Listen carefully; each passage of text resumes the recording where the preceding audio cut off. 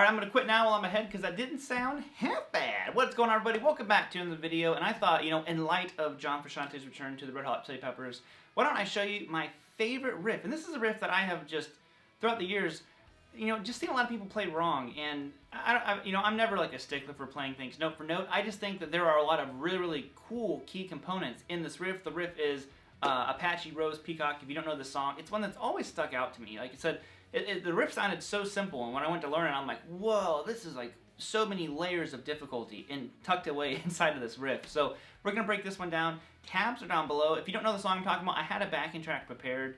YouTube, I did a little test upload because Instagram actually during the live stream shut my live stream down because I was playing this backing track, and I did a test upload to YouTube, and it shut it down as well. So I can't use the backing track, unfortunately. But I'm going to play the riff. If you don't know the riff, check the song out. I think it's one of John's best, most funky riffs, and like I said, it's going to teach you a lot. So you'll be surprised when I break it down how many little details there are.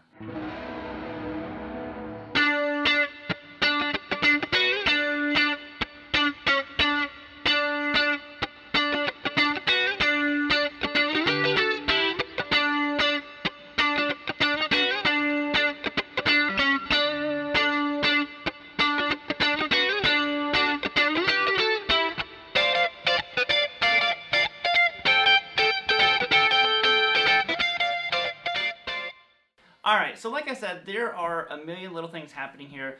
The biggest takeaway that I think you can have from this song is this is like such a key component in funk. And I'm not saying that I'm good at playing funk music or anything, but a lot of times, you know, the guitar is the accompanying instrument. It's not the lead instrument.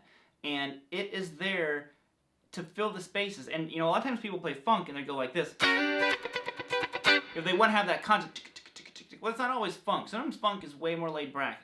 Way more laid back. Wow, all my words are getting tied up. Listen to James Brown. You know, they're not always sitting there just going crazy. The guitar a lot of times is just hitting one note. It'll just be, you know, like.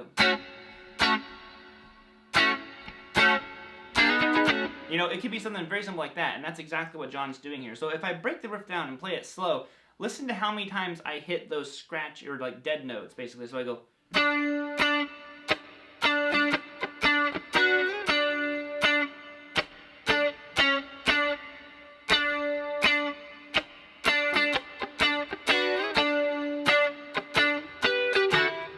The next time around it's a little bit different. He goes.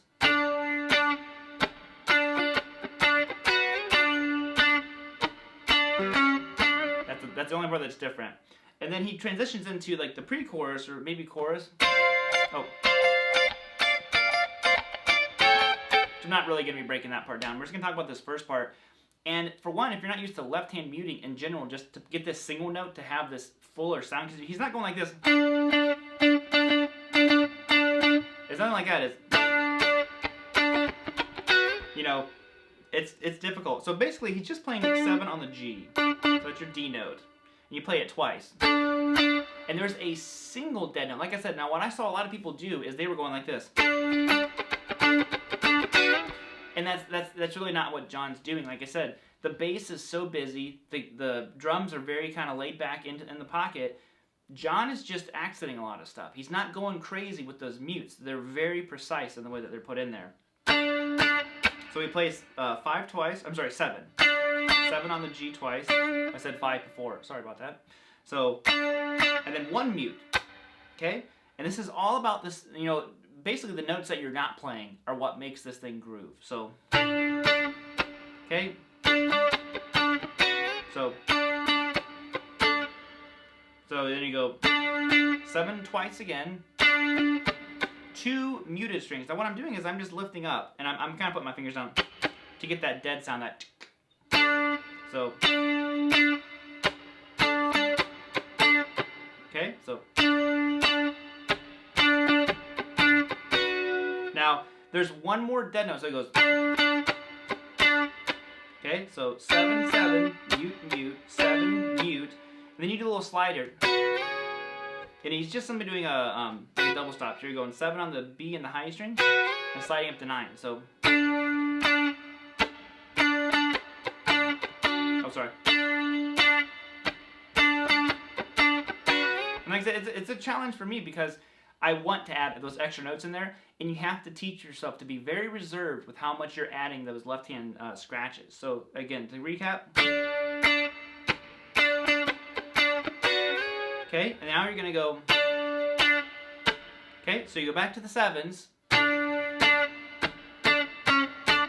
And then there's another left-hand mute right there. And then he goes 7, 6, 7. Now later he does a pull-off. But the first time if you listen to it, he doesn't do a pull-off. So he goes.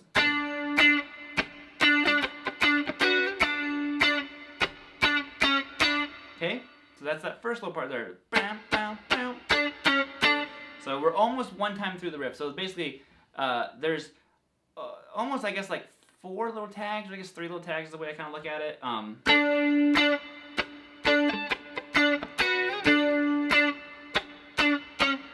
Okay, now again, there's a lot of space. So then he starts it over again. That part's all the same, but now this next section is different. He goes. So he goes 7, 7, mute, 7. So, and then more of these double stops. So you're going to go 12 on the B and the G, then 11 and 10. So, and this is just, like I said, 11 to 10, and then 9 and 8. So.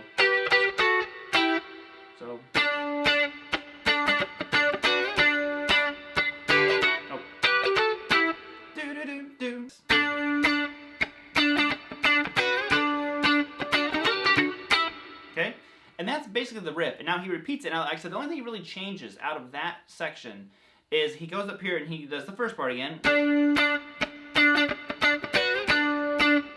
Then he goes 7, pull up the open G, and then 6, 7.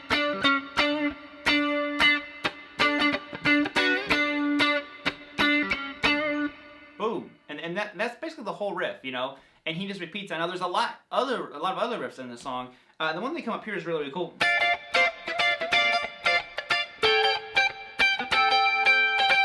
And if you want it real quick, like I said, this isn't going to be tabbed out, but if I'll show you real quick.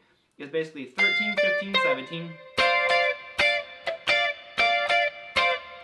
So it's 1, 2, 3, mute 3. So 1, 2, 3, mute 4. Now we transition. The rhythm changes slightly here. It's just 14 on the D, G, B, and then 15 on the high string. So it starts out the same way, do, do, do, do, do, 1, 2, 3, and 4, and then he goes. Then he back to this one. Oh.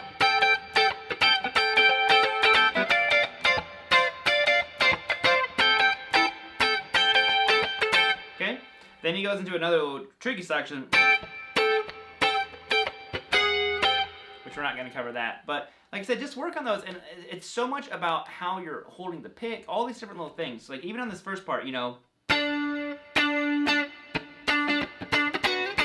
If you're wondering how I'm getting that sound, like I was talking before, I'm playing 7, but I'm letting my finger kind of roll over the B and the high E string, and that gives me this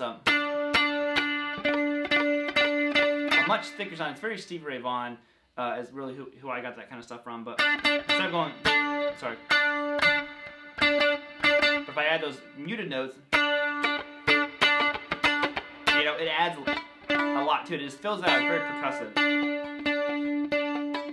You hear they're not making any sound. They're just filling out the note that I am actually playing. So.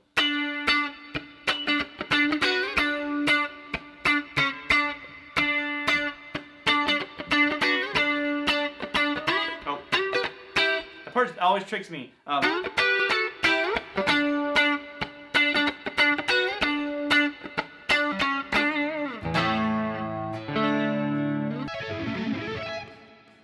there you have it. Like I said, this was always one of my favorite ones. If you haven't listened to Apache Rose Peacock, go check it out. It's such a cool little jam. Very, very funky. And I think you dig it. Like I said, I've always really liked it. So make sure you get the tabs down below. If you haven't yet, hit the subscribe button. I'll be doing more of this stuff. And if you want to see more John Frusciante stuff, let me know. So I'll see you all later. Have a great rest of your day. And peace out. Whoop, whoop.